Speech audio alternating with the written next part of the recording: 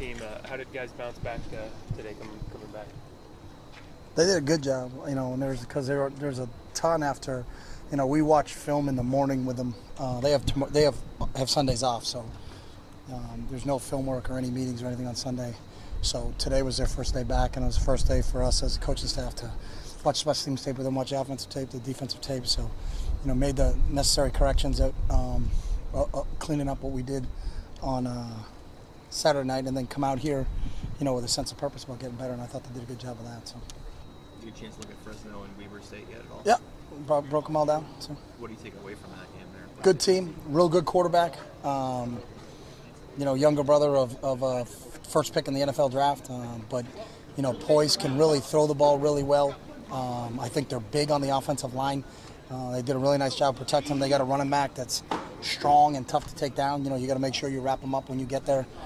Defensively, that's kind of Coach DeRuyter's specialty. He was a defense coordinator at Texas A&M and before that at Air Force, and runs a nice scheme. He's a 3-4 odd scheme guy. Can blitz you from a lot of different angles. So it's a good team, and it's a first-year coach. So we've got to watch some different tapes again from some other schools to get some more background on them. But at least we got one game under the belt like we didn't have with Arkansas State. So at least we got one film to kind of watch and get an idea of how they're going to implement their plan. But should be a good team coming in here. Biggest difference between DeRuyter and Pat Hill, is it just that they're throwing the ball more right now? And it's one game. We haven't played Fresno in a long time, so I haven't broken down any. We didn't watch any of Fresno tape. So. What does Carr do well? He throws the ball extremely well, very accurate. I don't know his exact numbers. He may have been I think he was 25 or 30 or 20 or 25. There's only 5 incompletions in there. So very accurate. He's going to beat you throwing the football. So.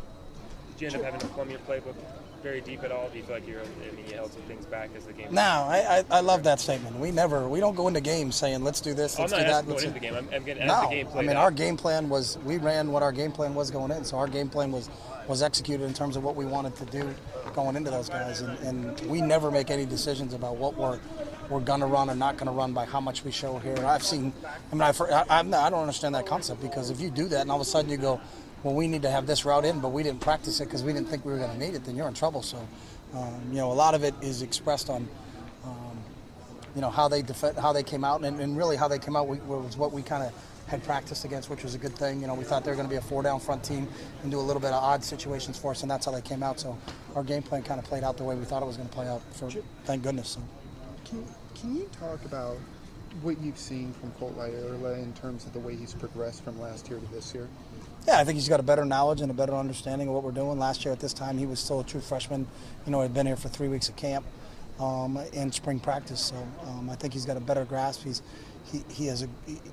actually, really one of our older tight ends at that position. But he's been in the system for almost a year now because he got spring ball when he first came in. So I just think there's a better understanding of what we're doing offensively. I think he's in a little better condition because he really worked very hard over the summertime. So I just think you see a guy who's benefiting from the experience that he has. And when you looked at him as a running back at Hillsborough, what made you see him and kind of say, he can play tight end for us? He's 6'5", 240 pounds, and we had him in a camp at one point in time, caught the ball very well.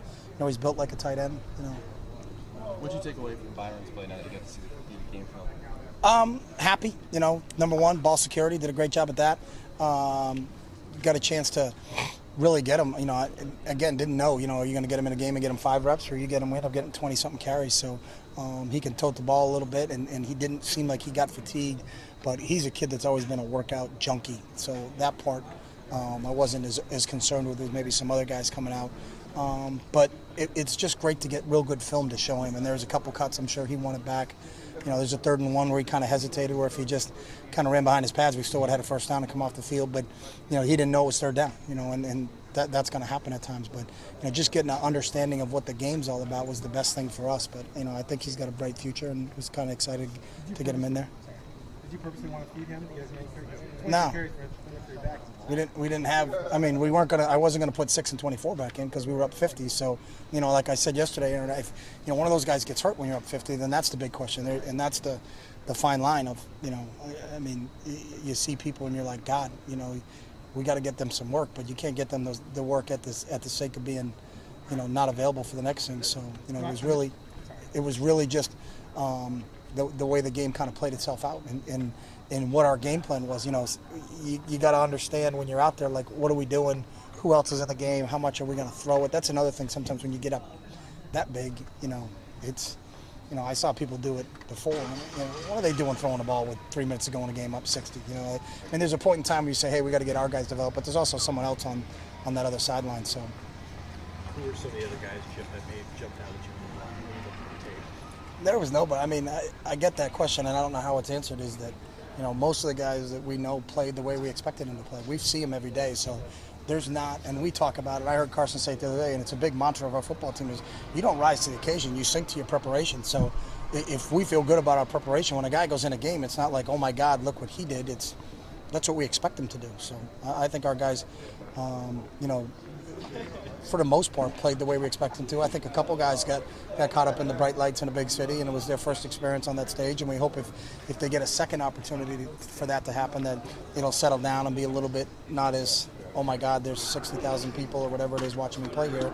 You know, it's a little bit different. But, you know, I would say that the guys that played well, we kind of expected to play well because we see it every day in practice. So the guys that we felt were, you know, really get standout efforts for us, you can go back and say on Monday, Tuesday, and Wednesday they had standout efforts for us too. So, Chip, when you look at the fact, you look at how talented he is. You look at the fact that how talented who is Colt Laierla. Yep. But you look at the fact that he missed a couple of days at the beginning of the season. Is he somebody that you do feel you can count on? Yeah. We've talked so much about Marcus's demeanor, and it seemed like the few times that he did touch the ball and run in the game, he did a nice job avoiding any big hits at the end of playing and going down before he started bending some of his. Is that something that you were impressed by, avoiding taking a big hit? Yeah, we coach our quarterbacks to, you know, touchdown, first down, get them, you know, and you got to, you know, depending on the situation, is it 4th and 1, you may have to get your shoulder down in there and get the first down, or if you've already got the first down, then let's play another snap, get the ball to the official, and get lined up again. So, you know, it's exactly what we're coaching them to do. We good?